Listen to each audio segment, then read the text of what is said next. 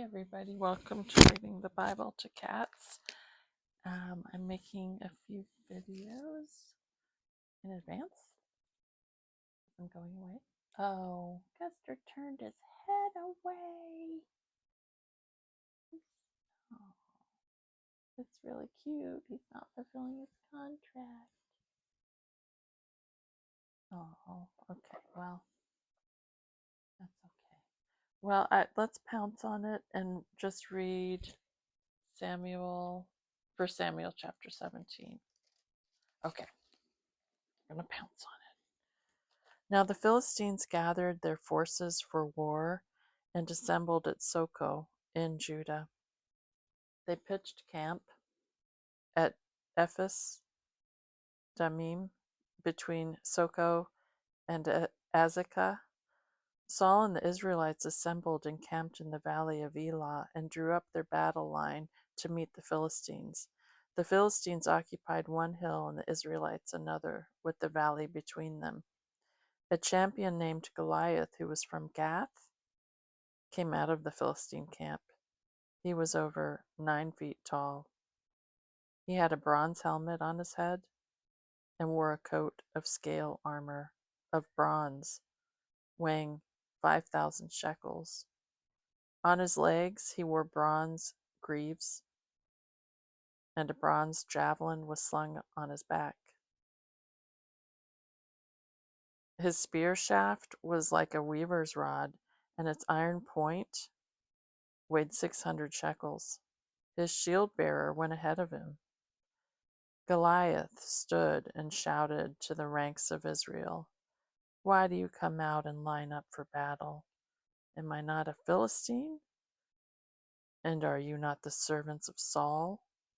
Choose a man and have him come down to me. If he is able to fight and kill me, we will become your subjects. But if I overcome him and kill him, you will become our subjects and serve us." Then the Philistine said, "This day I defy the ranks of Israel. Give me a man and let us fight each other." On hearing the Philistines' words, Saul and all the Israelites were dismayed and terrified. Now David was the son of an Ephrathite named Jesse, who was from Bethlehem in Judah. Jesse had 8 sons, and in Saul's time he was old and well advanced in years. Jesse's 3 oldest sons had followed Saul to the war. The firstborn was Eliab, the second Abinadab, and the third Shammah. David was the youngest. The 3 oldest followed Saul. But David went back and forth from Saul to tend his father's sheep at Bethlehem. For 40 days the Philistine came forward every morning and evening and took his stand. Now Jesse said to his son David, "Take this ephah of roasted grain and these 10 loaves of bread for your brothers, and hurry to their camp. Take along these 10 cheeses to the commander of their unit. See how your brothers are, and bring back some assurance from them. They are with Saul and all the men of Israel in the valley of Elah, fighting against the Philistines." Early in the morning David left the flock with the shepherd loaded up and set out, as Jesse had directed. He reached the camp as the army was going out to its battle positions, shouting the war cry. Israel and the Philistines were drawing up their lines, facing each other. David left his things with the keeper of supplies, ran to the battle lines, and greeted his brothers. As he was talking with them, Goliath, the Philistine champion from Gath, stepped out from his lines and shouted his usual defiance, and David heard it. When the Israelites saw the man, they all ran from him in great fear.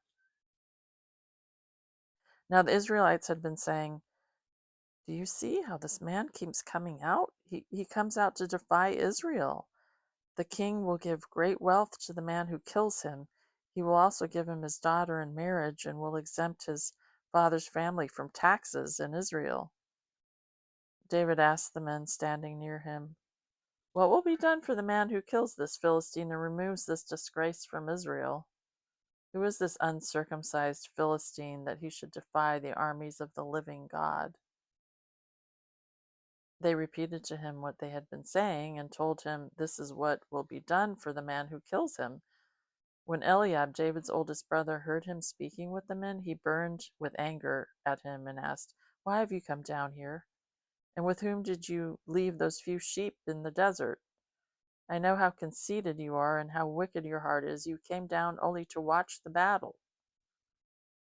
Now what have I done? Said David. Can't I even speak? He then turned away to someone else and brought up the same matter, and the men answered him as before. What David said was overheard and reported to Saul, and Saul sent for him. David said to Saul, let no one lose heart on account of this Philistine. Your servant will go and fight him. Saul replied, you are not able to go out against this Philistine and fight him. You are only a boy, and he has been a fighting man from his youth. But David said to Saul, your servant has been keeping his father's sheep. When a lion or a bear came and carried off a sheep from the flock, I went after it, struck it, and rescued the sheep from its mouth. When it turned on me, I seized it by its hair, struck it, and killed it. Your servant has killed both the lion and the bear.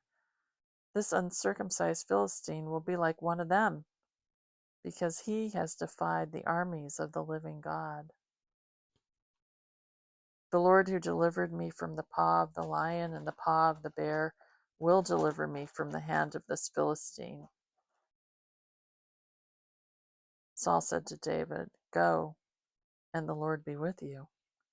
Then Saul dressed David in his own tunic. He put a coat of armor on him and a bronze helmet on his head.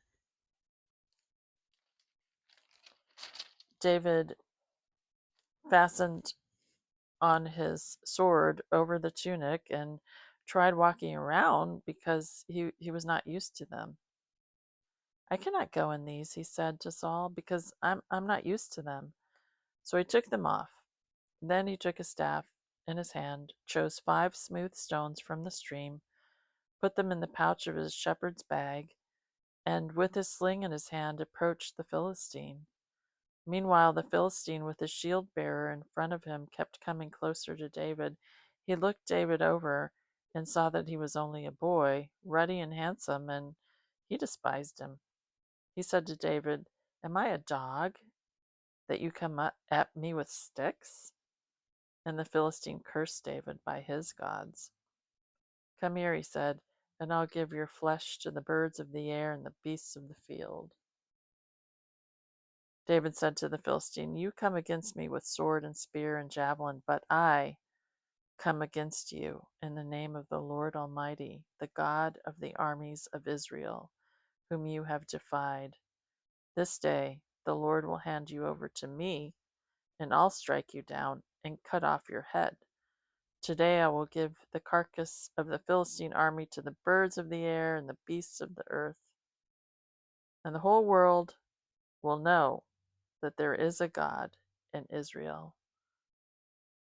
All those gathered here will know that it is not by sword or spear that the Lord saves us, that the Lord saves, for the battle is the Lord's, and he will give all of you into our hands.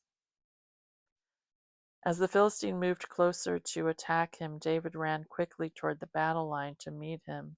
Reaching into his bag and taking out a stone, he slung it and struck the Philistine on the forehead. The stone sank into his forehead, and he fell face down on the ground. So David triumphed over the Philistine with a sling and a stone. Without a sword in his hand, he struck down the Philistine and killed him. David ran and stood over him. He took hold of the Philistine's sword and drew it from the scabbard. After he killed him, he cut off his head with the sword. When the Philistines saw that their hero was dead, they turned and ran. Then the men of Israel and Judah surged forward with a shout and pursued the Philistines to the entrance of Gath and to the gates of Ekron. Their dead were strewn along the Sha'arim road to Gath and Ekron. When the Israelites returned from chasing the Philistines, they plundered their camp. David took the Philistine's head and brought it to Jerusalem, and he put the Philistine's weapons in his own tent. As Saul watched David going out to meet the Philistine, he said to Abner, commander of the army, Abner, whose son is that young man? Abner replied, As surely as you live, O king, I don't know. The king said, Find out whose son this young man is. As soon as David returned from killing the Philistine, Abner took him and brought him before Saul, with David still holding the Philistine's head. Whose son are you, young man? Saul asked him, David, and I am the son of your servant Jesse of Bethlehem. Okay, everybody, that's the end of 1 Samuel chapter 17. Of course, a very famous chapter. It's the story of David and Goliath. It's been famous throughout the centuries, and the whole world does know that story. As as David said, um, that the world would know about this, and in fact, we do know.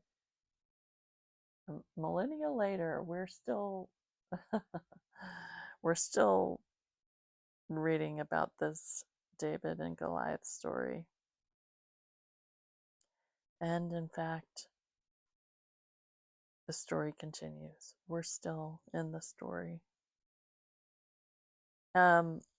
It's interesting because, I'm reading from my mom's Bible, and I'll just show you what she underlined.